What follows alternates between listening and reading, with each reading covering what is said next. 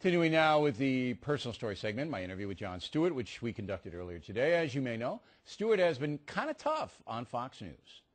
The other night on the program criticized Fox News for bailing out of the president's back and forth with the GOP after we used an hour of it, all right, and bailed out for about 12 minutes because we had other stuff to do. And you were offended, personally offended. So I wasn't offended. I thought it was funny. The president at times being a little bit combative.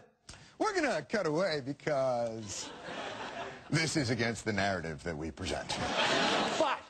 But, Stewart. Oh, my God. On election night... You got, like, Ali's reach. You see the arms out? Oh, you had no idea, It's like dealing with Dikembe Mutombo, trying to argue with... You're giving me one of these. But, no, no, no, no. On Massachusetts vote night, when we covered Coakley's speech in the entirety... When we covered the winner's speech in the entirety, Brown, okay, and the other CNN and MSC didn't cover Brown. I should have. You didn't say a word, did you? You're absolutely right. I rest my case. Your case is rested. Now, are you shocked that a Democratic poll operation shows that Fox News is the most trusted news operation in the country? 49% of Americans trust Fox News. I'm not shocked by that. Are you shocked that an internet poll said I was the most trusted newscaster in America? Yeah, but that was like Blinky did it. This was a big concern, okay?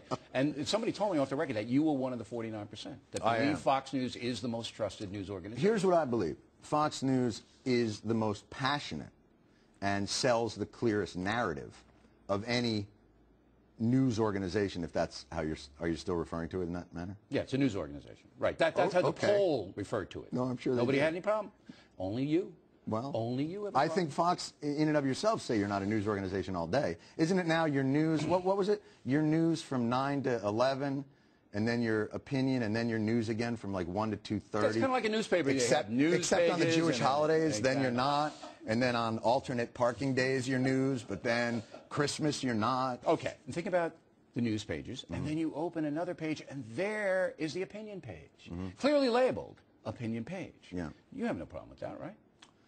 First of all, newspapers are a passive piece of paper that you go to, and you know where the opinion thing is. Television doesn't function that way, and you know it. You don't think people know the Factor is an opinion show? You don't think they know that?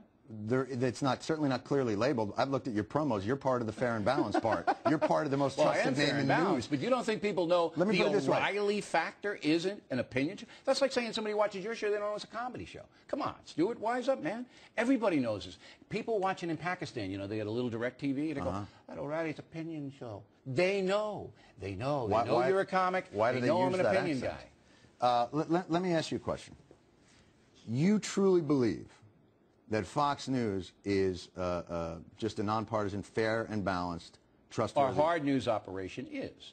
But of course, now you're casting aspersions. Yes, I am. Big word. I believe I am. All right, casting aspersions. That's right. People like Shepard Smith, people, all of our White House people. Listen, here's the brilliance of... They report fairly. Here's the brilliance of Fox News.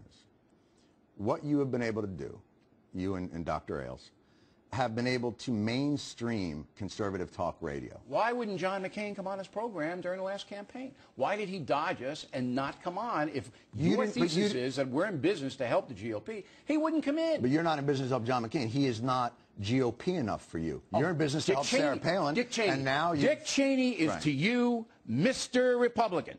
Wouldn't come on the program, Not Stewart. Mr. Republican. Well, because Dick Cheney, again, this atmosphere, there's a lot of light, which he's obviously allergic to. Come on. There's an opportunity to, like, brush past a plant. I just gave you two examples that you can't refute with your propaganda But that doesn't mean anything. What do you mean? It's two concrete examples. John McCain running for president on the GOP side, Dick Cheney, Mr. GOP. Neither man would come in here because the questioning is too tough. So don't give me I'm a Republican shit. That's bull. Like I say, you are the most reasonable, have become the most reasonable voice on Fox, which, quite frankly... Greta is the most reasonable. Come on. Well, but she's different. She's not as political. You are the most reasonable... Is she not on the program, on the channel? Kinda. Yeah? It's 10 o'clock to 11. I mean, she's kinda on it. Yeah, she's not really... she's not the deal. Right. She's not the thing about it. But no, let's go through this, because I think this is important. Go ahead.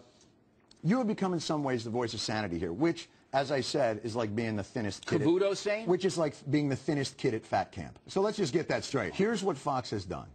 Through their cyclonic perpetual... We're back to the cyclonic. Their cyclonic Right. perpetual emotion machine. That is a 24-hour a day, 7-day a week. They've taken reasonable concerns about this president and this economy and turned it into a full-fledged panic attack about the next coming of Chairman Mao. Explain to me why that is the narrative of your It's network. the narrative of a couple of guys, a Republican, Sean Hannity, and a guy, Glenn Beck, who's basically every man. And He's Fox basically. What do you mean he's every man? What do you mean he's every man? He's every man. He sits on a bar What, stool. every and man's says got what a he show? wants. What are you talking well, about? He's talented. He's a very talented man. Right. But where's every man? It means that he doesn't shill for any party. He just spouts. He spouts what he believes. Oh, if you think that Beck shills for the Republican Party, you're out of your mind. All right, there you go. Tomorrow we'll have more with Mr. Stewart. In a bizarre turn of events, I will vet him as a possible vice presidential candidate. Wait till you hear who's going to run for president. That's on Thursday's Fact.